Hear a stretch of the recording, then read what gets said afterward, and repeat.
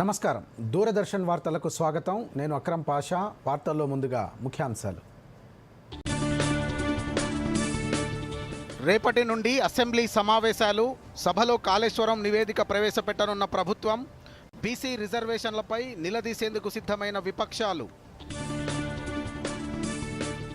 రాష్ట్రానికి 2 రోజుల్లో 21,000 మెట్రిక్ టన్నుల యూరియా. సెప్టెంబర్ మొదటి వారంలోగా మరో 29 మెట్రిక్ టన్నులు. మంత్రి తుమ్మల నాగేశ్వరరావు వెల్లడి. జపాన్లో పర్యటిస్తున్న ప్రధాని నరేంద్ర మోదీ. ఇరు దేశాల మధ్య కుదిరిన పలు ఒప్పందాలు. 10 ఏళ్లలో జపాన్ నుంచి భారీ పెట్టుబడులు వస్తాయన్న మోదీ. జీఎస్టీ సంస్కరణలపై ఢిల్లీలో ప్రతిపక్ష పార్టీ పాలిత రాష్ట్రాల సమావేశం. రాష్ట్రాల ఆదాయంలో కోత పడుతుందన్న భట్టి విక్రమార్క. ఉత్తర తెలంగాణలో తెరిపివ్వని వర్షాలు. ప్రభావిత ప్రాంతాల్లో ముమ్మరంగా సహాయక చర్యలు. వరద నష్టంపై అంచనా వేస్తున్న అధికార యంత్రాంగం. తెలుగు రాష్ట్రాలకు మరో వారం రోజుల పాటు వర్ష హెచ్చరిక.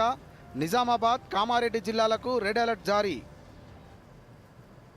వార్తల్లోని వివరాలు. అసెంబ్లీ సమావేశాలకు రంగం సిద్ధమైంది. రేపటి నుంచి ప్రారంభమయ్యే సమావేశాల్లో కాళేశ్వరం ప్రాజెక్టు నివేదికను రాష్ట్ర ప్రభుత్వం సభలో ప్రవేశపెట్టనుంది. దీనిపై అధికార విపక్షాల మధ్య వాడీవేడిగా చర్చ జరిగే అవకాశం ఉంది. దీంతోపాటు బీసీ రిజర్వేషన్ల పెంపు, స్థానిక సంస్థల ఎన్నికలు, యూరియా కొరత అంశాలు ప్రధానంగా చర్చకు రానున్నాయి. మరిన్ని వివరాలు.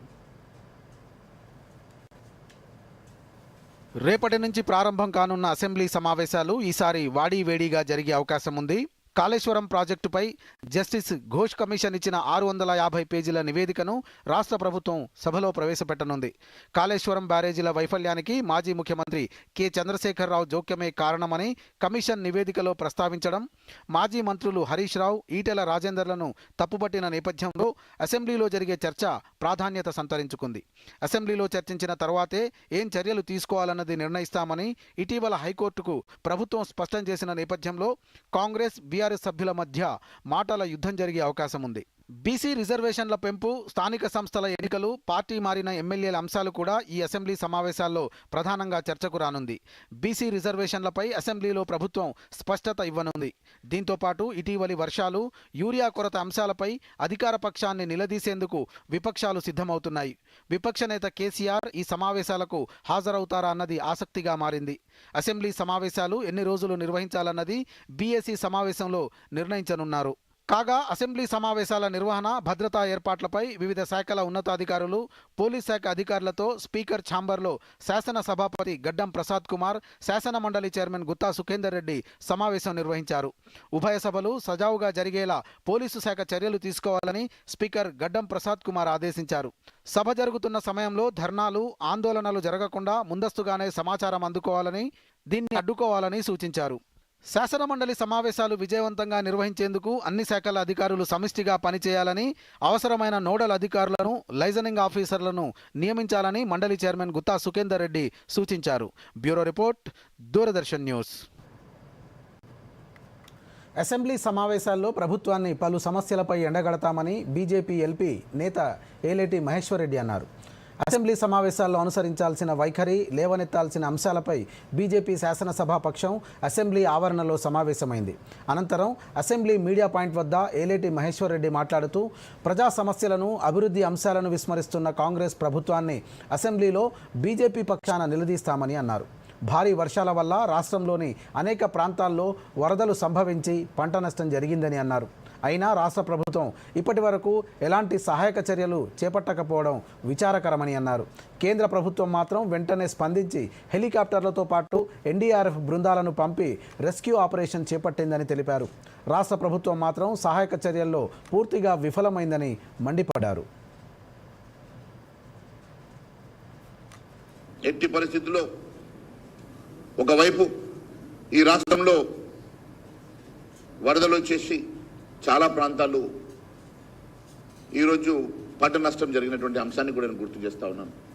ఉత్తర తెలంగాణలో ఉమ్మడి ఆదిలాబాద్ జిల్లా కానివ్వండి, ఉమ్మడి నిజామాబాద్ జిల్లా కానివ్వండి, ఉమ్మడి కరీంనగర్ జిల్లా కానివ్వండి, అత్యధికంగా వర్షపాతం నమోదై అక్కడ వేలాది ఎకరాలలో, ఒక్కొక్క ప్రాంతంలో వేలాది ఎకరాల నిర్మల్ నియోజకవర్గంలో దాదాపు 10,000 ఎకరాల పంట నష్టం జరిగిందంటే కామారెడ్డిలో కానీ, ఆదిలాబాద్లో కానీ, కరీంనగర్లో కానీ ఎన్నో మరి పంట నష్టంతో పాటు రాష్ట్ర ప్రభుత్వం తరఫు నుంచి ఏ రకమైనటువంటి సహాయ చర్యలు చేపట్టకపోవడం చాలా బాధాకరం. కేంద్రం వెంటనే స్పందించి హెలికాప్టర్ పంపించింది, సహాయక బృందాలను పంపించింది, నేషనల్ డిజాస్టర్ మరి ఫోర్స్ను కూడా పంపించింది. అన్ని ప్రాంతాల్లో ఎప్పటికప్పుడు రెస్క్యూ ఆపరేషన్ జరుగుతూ ఉన్నాయి. కేంద్ర ప్రభుత్వం చేపట్టేటువంటి కార్యక్రమాలు జరుగుతూ ఉన్నాయి. అసెంబ్లీలో శాసనసభ స్పీకర్ గడ్డం ప్రసాద్ కుమార్ను బీఆర్ఎస్ ఎమ్మెల్యేలు కలిశారు. శాసనసభ సమావేశాల్లో కాళేశ్వరం ప్రాజెక్టుపై పవర్ పాయింట్ ద్వారా వివరించే అవకాశాన్ని బీఆర్ఎస్ ఎల్పీకి కల్పించాలని స్పీకర్కు వినతి పత్రం సమర్పించారు. స్పీకర్ను కలిసిన వారిలో అసెంబ్లీలో BRS whip KP Vivekananda, MLA Devireddy Sudheer Reddy తదితరులు ఉన్నారు. మరోవైపు మాజీ మంత్రి జగదీష్ రెడ్డి మాట్లాడుతూ అసెంబ్లీ సమావేశంలో ప్రజా సమస్యలను లేవనెత్తాలని చెప్పారు. రాష్ట్ర ప్రభుత్వం అసెంబ్లీ పెడుతుందని తెలియగానే అనేక వర్గాల ప్రజలు ప్రతిపక్షంగా మా దగ్గరికి వస్తున్నారు, అనేక రకాల విజ్ఞప్తులు చేస్తున్నారు. అసెంబ్లీలో మా సమస్యలు లేవనెత్తండి, ప్రభుత్వం మాకు ఇచ్చిన హామీల విషయంలో నిలదీయండి, మాకు జరుగుతున్న అన్యాయాన్ని ఎలుగెత్తి చాటండి అని చెప్పి అనేక వర్గాల ప్రజలు.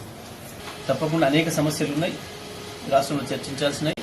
కనీసం నిన్న మొన్న వరదలు వచ్చి ప్రజలు ఇబ్బంది పడుతుంటే ఈ ప్రభుత్వానికి ఈ మాత్రం సోయి లేకుండా ఉంది.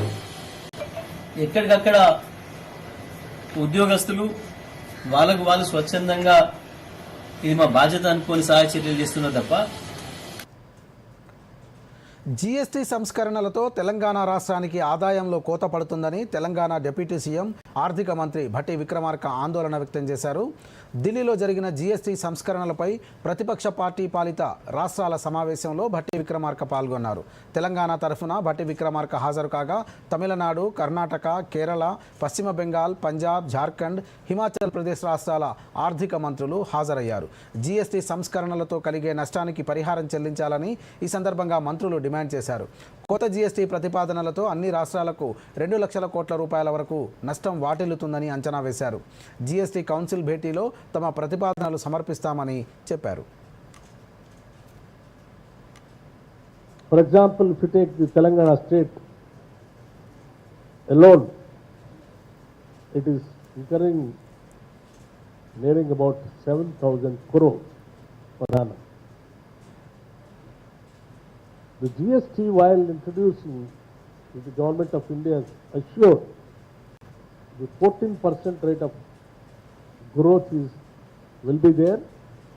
If it is not there, it will be compensated by the government of India till the stabilization. But unfortunately, the stabilization has not taken place. Still, it is somewhere around 7 to 8% only. Even much before stabilization, that you are still bringing down to the much lesser growth rate will be a serious impact on the states and their growth. తెలంగాణలో గత 4 రోజులుగా కురుస్తున్న భారీ వర్షాలు మెదక్, సిద్దిపేట, కామారెడ్డి జిల్లాలను అతలాకుతలం చేశాయి. వాగులు, చెరువులు పొంగిపొరడంతో లోతట్టు ప్రాంతాలు నీట మునిగాయి. రాకపోకలు స్తంభించాయి, రైళ్లు రద్దయ్యాయి. పంటలు, రహదారులు, అంగన్వాడీ భవనాలు దెబ్బతిన్నాయి. మరోవైపు వరద ప్రభావిత ప్రాంతాల్లో ఎన్డీఆర్ఎఫ్, ఎస్డీఆర్ఎఫ్ బృందాలు రెస్క్యూ ఆపరేషన్లు ముమ్మరంగా కొనసాగిస్తున్నాయి. మరిన్ని వివరాలు. తెలంగాణలోని మెదక్, సిద్దిపేట, కామారెడ్డి జిల్లాల్లో భారీ వర్షాలు కురుస్తున్నాయి. సిద్దిపేట జిల్లా కేంద్రంలోని కోమటి చెరువు నాలా పొంగడంతో శ్రీనగర్, శ్రీనివాసనగర్ కాలనీలు నీట మునిగాయి. దుబ్బాక నియోజకవర్గంలో తొగుట, మిరుదొడ్డి మండలాలు భారీ వర్షాలతో అతలాకుతలమయ్యాయి. కూడవెల్లి వాగు ఉప్పొంగడంతో రాకపోకలు నిలిచిపోయాయి. ప్రజ్ఞాపూర్, గజ్వేల్ మున్సిపాలిటీలు నీటిలో మునిగాయి. రాజీవ్ రహదారిపై వరద నీరు చేరింది. కొండపోచమ్మ సాగర్ కాలువ తెగడంతో సబ్స్టేషన్ నీట మునిగింది. గౌరారం మండలంలో 23.58 సెంటీమీటర్ల వర్షపాతం నమోదయ్యింది. మెదక్ జిల్లాలో హవేలీ, ఘన్పూర్, పాపన్నపేట, రామాయంపేట, శంకరపేట మండలాలు తీవ్రంగా ప్రభావితమయ్యాయి. ఏడుపాయల వద్ద వనదుర్గ ఆలయం వరద నీటిలో మునిగింది. ఇటీవలి కాలంలో ఎన్నడూ లేని విధంగా వర్షాలు కామారెడ్డి జిల్లాను అతలాకుతలం చేశాయి.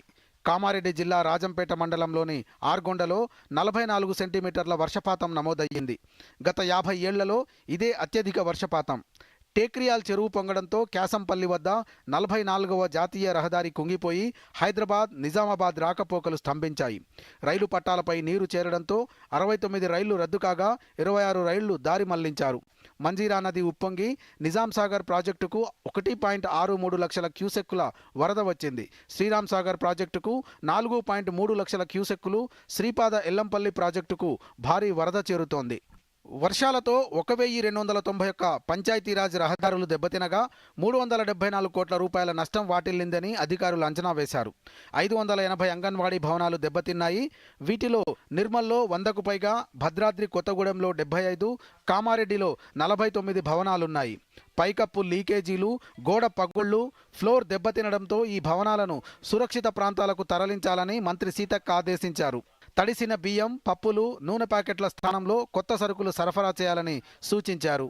ఇప్పటికే వర్షాలతో అల్లాడుతున్న ప్రజలకు హైదరాబాద్ వాతావరణ కేంద్రం హెచ్చరికలు జారీ చేసింది. తెలుగు రాష్ట్రాల్లో మరో వారం రోజుల పాటు భారీ వర్షాలు కురుస్తాయని తెలిపింది.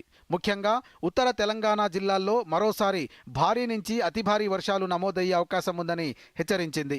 ఆదిలాబాద్, కొమురం భీం, మంచిర్యాల, భూపాలపల్లి, మహబూబాబాద్, ములుగు జిల్లాల్లో భారీ వర్షాలు కురుస్తాయని, దాదాపు 20 సెంటీమీటర్ల కంటే ఎక్కువ వర్షపాతం నమోదయ్యే అవకాశం ఉందని తెలిపింది. ఇక నిజామాబాద్, కామారెడ్డి జిల్లాల్లో అతి భారీ నుంచి అత్యంత భారీ వర్షాలు కురుస్తాయని, ఈ 2 జిల్లాలకు రెడ్ అలర్ట్ కొనసాగుతుందని తెలిపింది. Bureau report, Doordarshan news. రాష్ట్రాన్ని వరుస వర్షాలు అతలాకుతలం చేస్తున్నాయి. కామారెడ్డి, మెదక్తో పాటు మరికొన్ని జిల్లాల్లో వరదలు బీభత్సం సృష్టిస్తున్నాయి. ఎక్కడికక్కడ జనజీవనం స్తంభించిపోయి ప్రజలు అష్ట కష్టాలు పడుతున్నారు. ఈ నేపథ్యంలోనే ముఖ్యమంత్రి రేవంత్ రెడ్డి మరోసారి భారీ వర్షాలు, వరదలపై సమీక్ష నిర్వహించారు. పలువురు మంత్రులు, వివిధ శాఖల అధికారులు సమీక్షా సమావేశంలో పాల్గొన్నారు. వరదల వల్ల ఆస్తి, పంట, ప్రాణ నష్టంపై అధికారులను అడిగి తెలుసుకున్నారు. అదేవిధంగా వరద ప్రభావిత జిల్లాల్లో పర్యటిస్తున్న మంత్రుల నుంచి కూడా ఫీడ్బ్యాక్ తీసుకుంటున్నారు. వరద నష్టంపై అధికారులు ఇచ్చిన నివేదికను చర్చించి రాష్ట్ర ప్రభుత్వం కేంద్రానికి పంపించే అవకాశం ఉంది.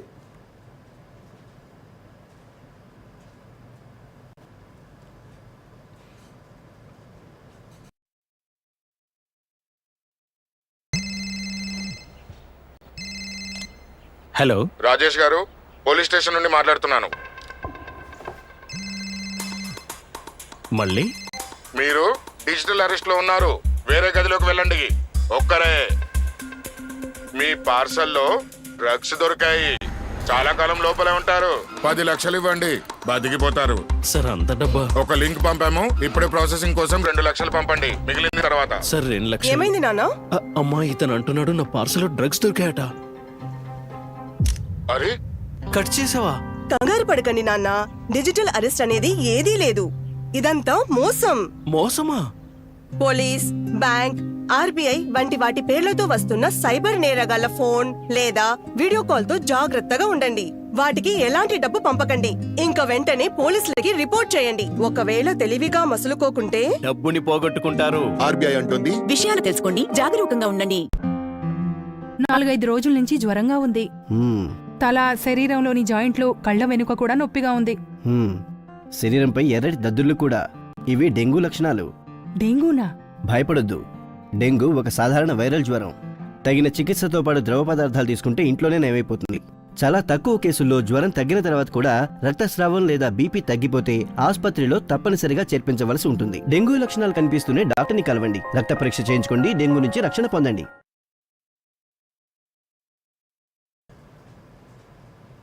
వార్తలకు పునఃస్వాగతం. భారీ వర్షాలతో దెబ్బతిన్న పంచాయతీరాజ్ రహదారులపై మంత్రి సీతక్క సమీక్ష నిర్వహించారు. ఈరోజు ఈఎన్సీ ఎన్ అశోక్ పంచాయతీరాజ్ ఇంజనీరింగ్ శాఖ అధికారులతో టెలికాన్ఫరెన్స్ నిర్వహించారు. రాష్ట్ర వ్యాప్తంగా 1291 ప్రాంతాల్లో రహదారులు, కల్వర్టులు దెబ్బతిన్నట్లు అధికారులు మంత్రికి నివేదించారు. వీటి తాత్కాలిక మరమ్మతుల కోసం 22.71 కోట్లు, శాశ్వత మరమ్మతుల కోసం 352 కోట్లు, మొత్తంగా గ్రామీణ రహదారుల పునరుద్ధరణ కోసం 374.71 కోట్లు అవసరమని ప్రాథమికంగా అంచనా వేశారు. ములుగు జిల్లాలో మొత్తం 22 గ్రామాలకు రాకపోకలు దెబ్బతినగా వాటిలో 14 గ్రామాలకు తాత్కాలికంగా రహదారులను పునరుద్ధరించినట్లు, మిగిలిన గ్రామాలకు పునరుద్ధరణ పనులు కొనసాగుతున్నట్లు ఈఎన్సీ ఎన్ అశోక్ తెలిపారు. ప్రజలకు రవాణా ఇబ్బందులు లేకుండా వీలైనంత త్వరగా రహదారుల పునరుద్ధరణ పనులు చేపట్టాలని మంత్రి సీతక్క అధికారులను ఆదేశించారు. రాకపోకలు పూర్తిగా దెబ్బతిన్న గ్రామాలకు యుద్ధ ప్రాతిపదికన రోడ్ల మరమ్మతులు చేపట్టాలని సూచించారు. వర్షాలకు తడిచి కూలే ప్రమాదమున్న పంచాయతీరాజ్ భవనాలను తక్షణం ఖాళీ చేయించాలని, పంచాయతీరాజ్ ఇంజనీర్లు క్షేత్రస్థాయిలో ఉండి తగు జాగ్రత్తలు తీసుకోవాలని ఆదేశించారు. భారీ వర్షాలకు నష్టపోయిన ప్రతి ఒక్కరిని ప్రభుత్వ పరంగా ఆదుకుంటామని రాష్ట్ర ఐటీ పరిశ్రమల శాఖ మంత్రి దుద్దిళ్ల శ్రీధర్ బాబు భరోసా ఇచ్చారు.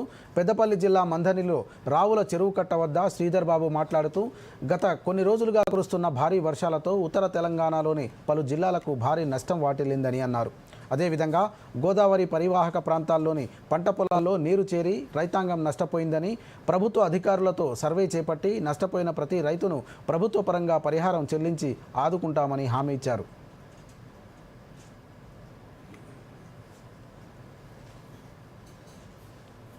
భారీ ప్రకృతి వైపరీత్యం వల్ల రాష్ట్రంలో అనేక చోట్ల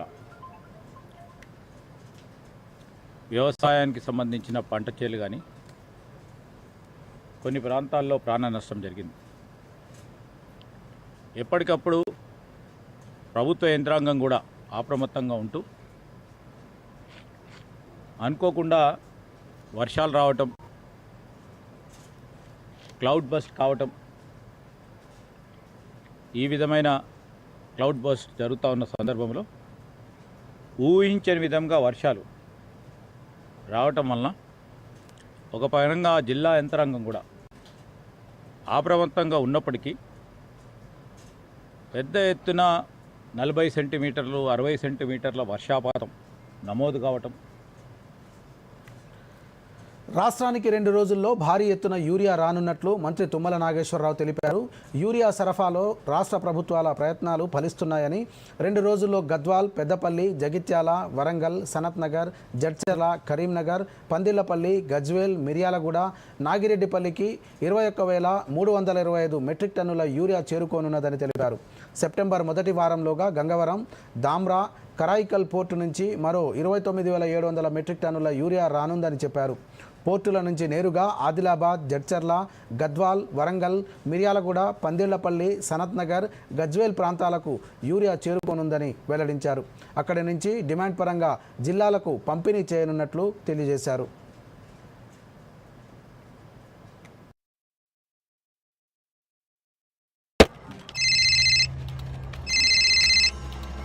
హలో, ఈ కాల్ ట్రై నుంచి చట్ట వ్యతిరేక కార్యకలాపాల కారణంగా మీ నంబర్ 2 గంటల్లో బ్లాక్ చేయబడుతుంది. మరింత సమాచారం కోసం 1 నొక్కండి. ఇది ఫ్రాడ్ కాల్ అయి ఉండొచ్చు.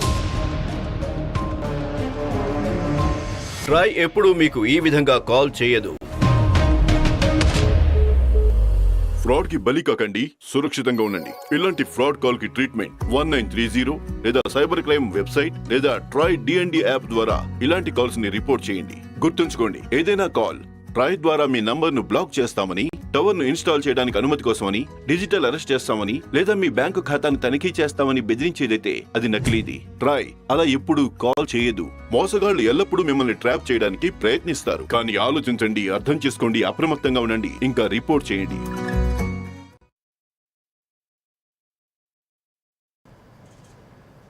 వార్తలకు పునఃస్వాగతం. జపాన్ పర్యటనలో భాగంగా ప్రధానమంత్రి నరేంద్ర మోదీ 15వ భారత్ జపాన్ వార్షిక శిఖరాగ్ర సమావేశంలో ప్రసంగించారు. జపాన్ ప్రధాని షిగెరు ఇషిబాతో ద్వైపాక్షిక చర్చలు జరిపారు.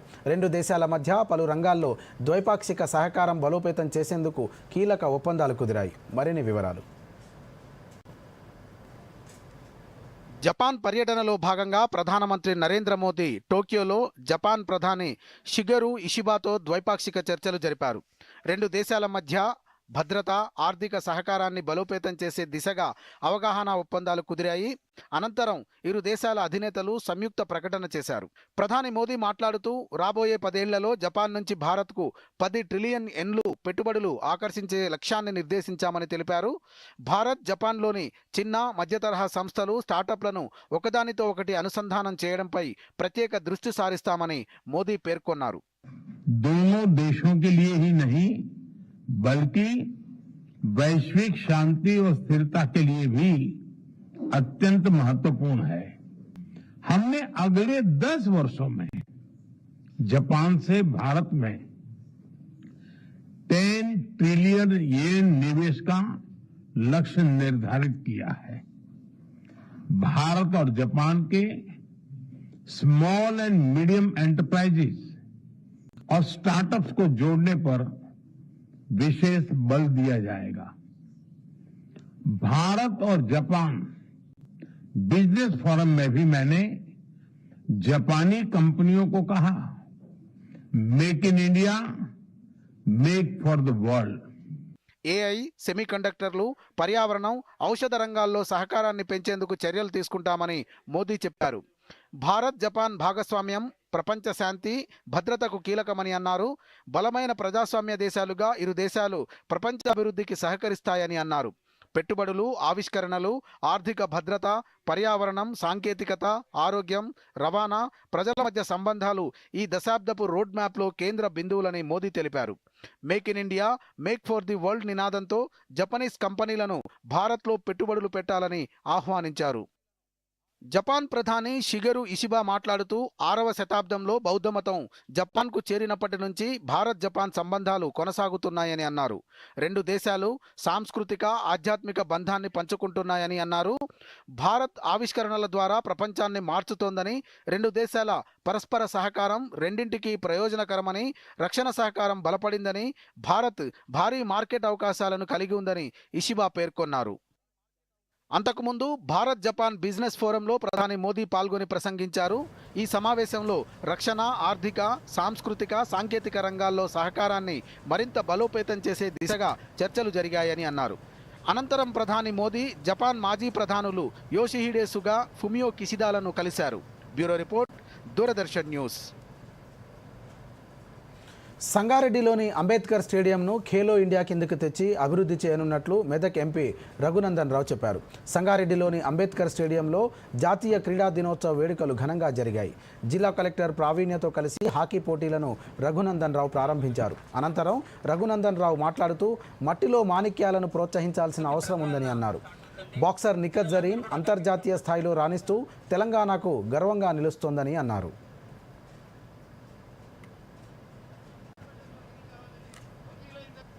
హాకీ స్టిక్ ని తన మంత్రదండంగా వాడి భారతదేశానికి హాకీలో, ప్రపంచంలో హాకీ మాంత్రికుడు అంటే ధ్యానచంద్ అని పేరు తెచ్చుకున్నటువంటి ధ్యానచంద్ గారి జన్మదినం సందర్భంగా ఈ రోజు వారితో పాటు కలిసి హాకీలో పార్టిసిపేట్ అయినటువంటి కోచ్ గౌరవనీయులు పిల్లల్ని ఆటల పోటీల వైపు పంపబట్టి తల్లిదండ్రులు భయపడతారు, ఇష్టపడరు. కూలీ పని చేసుకుని బతికేటువంటి కుటుంబంలో పుట్టినటువంటి నిఖిత్ జరీన్ అనేటువంటి ఒక అమ్మాయి నిజామాబాద్ లో ఉంటే బాక్సింగ్ కోచ్లు లేరని వాళ్ళ అమ్మా నాన్నతో కొట్లాడి వాళ్ళ అమ్మా నాన్నని తీసుకుని హైదరాబాద్ కి షిఫ్ట్ అయ్యి ఒక 2 సంవత్సరాలు కష్టపడి ముఖం ఫ్రాక్చర్ అయింది, కాళ్ళు చేతులు ఫ్రాక్చర్ అయినాయి. అయినా తనకి ఇష్టమైనటువంటి బాక్సింగ్ లోపల రాణించి చివరికి 2024లో ప్రపంచ స్థాయిలో ఒక మెడల్ సాధించి గౌరవ ప్రధానమంత్రి నరేంద్ర మోడీ గారి చేత సన్మానాన్ని పొందింది నిఖిత్ జరీన్ అని తెలంగాణ గడ్డ మీద పుట్టినటువంటి ఒక ముస్లిం ఆడపడుచు. వనపర్తి జిల్లాలో పర్యటించిన రాష్ట్ర పర్యాటక, ఎక్సైజ్ శాఖల మంత్రి జూపల్లి కృష్ణారావు పానగల్, చిన్నంబావి మండలాల్లో పలు అభివృద్ధి కార్యక్రమాల్లో పాల్గొన్నారు.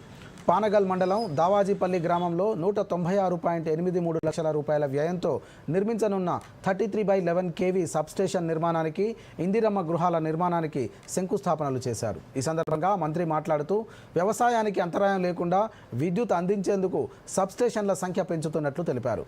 ట్రాన్స్ఫార్మర్లు, విద్యుత్ కనెక్షన్ల కోసం అధికారుల చుట్టూ తిరగాల్సిన అవసరం లేదని, ఏవైనా ఇబ్బందులుంటే తన దృష్టికి తీసుకురావాలని సూచించారు.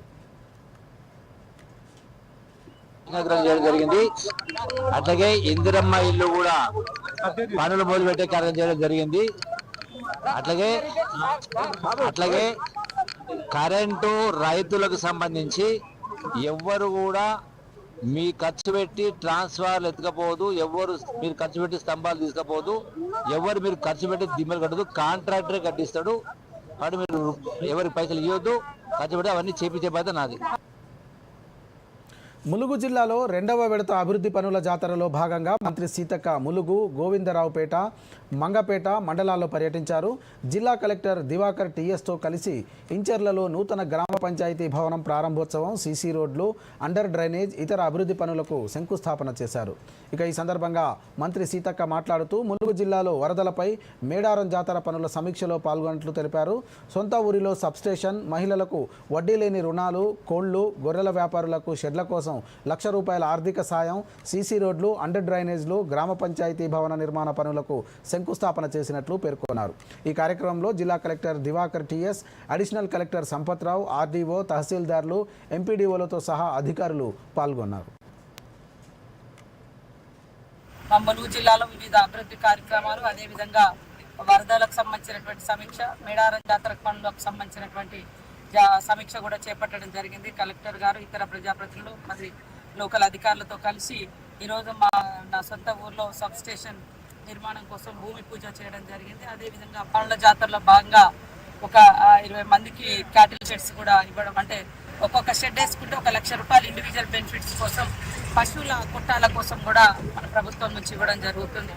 అదేవిధంగా మహిళలకు వడ్డీ లేని రుణాలు, తర్వాత రోడ్లు, సీసీ రోడ్లు, డ్రైనేజీలు, పాంపర్స్, ఇట్లాంటి మరి గ్రామ పంచాయతీ ఓపెనింగ్ ఇవాళ ఇంచర్లో గ్రామ పంచాయతీ బిల్డింగ్ ఇనాగ్రేట్ చేసుకోవడం జరిగింది. ముఖ్యమంత్రి రేవంత్ రెడ్డిపై ఈడీకి బీఆర్ఎస్ నేత క్రిషాంక్ ఫిర్యాదు చేశారు. ఢిల్లీలోని ఈడీ కేంద్ర కార్యాలయానికి వెళ్లిన క్రిషాంక్ కేఎల్ఎస్ఆర్ ఇన్ఫ్రాటెక్, ముఖ్యమంత్రి రేవంత్ సంబంధంపై విచారణ జరపాలని ఫిర్యాదు చేశారు. ఎన్సీఎల్ఏటీలో కేసు ఉండగా రేవంత్ ప్రభుత్వం 650 కోట్ల విలువ గల 3 కాంట్రాక్టులు ఆ కంపెనీకి ఇవ్వడం చట్ట వ్యతిరేకమని అన్నారు. రేవంత్ రెడ్డి వాడుతున్న కారు కేఎల్ఎస్ఆర్ ఇన్ఫ్రాటెక్ కంపెనీ పేరుపై ఉందని ఫిర్యాదులో పేర్కొన్నారు. కేవలం 7 లక్షల ఆర్థిక లావాదేవీలున్న బావమర్ది శోధా కన్స్ట్రక్షన్కు అమృత్ టెండర్లు, Singareni mining contract, Dindi irrigation project ఇవ్వడంపై విచారణ చేపట్టాలని క్రిషాంక్ ఫిర్యాదులో పేర్కొన్నారు. ఓబులాపురం అక్రమ మైనింగ్ కేసులో ఐఏఎస్ అధికారిని శ్రీలక్ష్మి పిటిషన్పై సుప్రీంకోర్టులో విచారణ జరిగింది. ఈ కేసులో శ్రీలక్ష్మి పేరును తొలగిస్తూ తెలంగాణ హైకోర్టు గతంలో ఆదేశాలు జారీ చేసింది. ఈ నిర్ణయాన్ని సిబిఐ సుప్రీంకోర్టులో సవాల్ చేయగా హైకోర్టు మరోసారి వాదనలు విని తీర్పునివ్వాలని సర్వోన్నత న్యాయస్థానం సూచించింది. టెక్నాలజీని యువత అందిపుచ్చుకోవాలని లోక్సత్తా పార్టీ వ్యవస్థాపక అధ్యక్షులు డాక్టర్ జయప్రకాష్ నారాయణ్ పిలుపునిచ్చారు. హైదరాబాద్లోని తిరుమలగిరి కేంద్రీయ విద్యాలయాలో 36వ యూత్ పార్లమెంట్ పోటీలు ప్రారంభమయ్యాయి. 2 రోజుల పాటు జరిగే ఈ పోటీల్లో హైదరాబాద్ పరిధిలోని 8 కేవీ పాఠశాలలు పాల్గొంటున్నాయి. ఈ కార్యక్రమంలో ముఖ్య అతిథిగా Jayaprakash Narayanan, Kendriya Vidyalaya assistant commissioner Anuradha, principal Chandrashekar పాల్గొన్నారు. ఇక ఈ సందర్భంగా జయప్రకాష్ నారాయణ్ మాట్లాడుతూ ప్రతిభతో పాటు విద్యార్థుల ఆలోచనలు మరింత మెరుగుపరిచేలా ఉపాధ్యాయులు తీర్చిదిద్దాలని సూచించారు. పార్లమెంటు కార్యక్రమాలపై విద్యార్థులకు అవగాహన కల్పించేందుకు ఇలాంటి పోటీలు నిర్వహించడం అభినందనీయమని అన్నారు.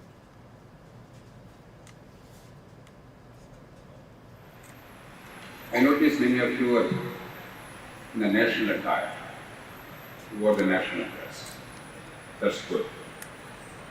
But please do not emulate the conduct of members in Parliament.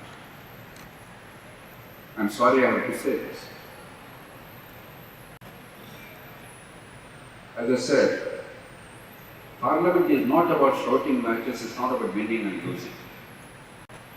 You all represent, in Kendriya Vidyalayas in particular, a wide cross-section of students with varied backgrounds, every language, every culture, every religion, every region, every subgroup of Indian society is represented in these schools.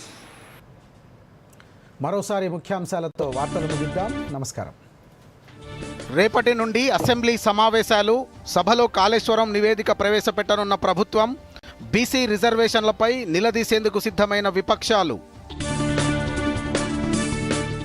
రాష్ట్రానికి 2 రోజుల్లో 21,000 metric టన్నుల urea. September మొదటి వారంలోగా మరో 29 metric టన్నులు. మంత్రి తుమ్మల నాగేశ్వరరావు వెల్లడి. జపాన్లో పర్యటిస్తున్న ప్రధాని నరేంద్ర మోదీ. ఇరు దేశాల మధ్య కుదిరిన పలు ఒప్పందాలు. 10 ఏళ్లలో జపాన్ నుంచి భారీ పెట్టుబడులు వస్తాయన్న మోదీ. జీఎస్టీ సంస్కరణలపై ఢిల్లీలో ప్రతిపక్ష పార్టీ పాలిత రాష్ట్రాల సమావేశం. రాష్ట్రాల ఆదాయంలో కోత పడుతుందన్న భట్టి విక్రమార్క. ఉత్తర తెలంగాణలో తెరిపివ్వని వర్షాలు, ప్రభావిత ప్రాంతాల్లో ముమ్మరంగా సహాయక చర్యలు, వరద నష్టంపై అంచనా వేస్తున్న అధికార యంత్రాంగం. తెలుగు రాష్ట్రాలకు మరో వారం రోజుల పాటు వర్ష హెచ్చరిక. నిజామాబాద్, కామారెడ్డి జిల్లాలకు రెడ్ అలర్ట్ జారీ. దూరదర్శన్ యాదగిరి వార్తలను ఇప్పుడు సోషల్ మీడియాలో కూడా చూడవచ్చు. యూట్యూబ్ అయితే డిడి న్యూస్ తెలంగాణ, ఎక్స్ వేదికగా అయితే DD news Telangana @DD Yadagiri news, Facebook అయితే డిడి న్యూస్ తెలంగాణ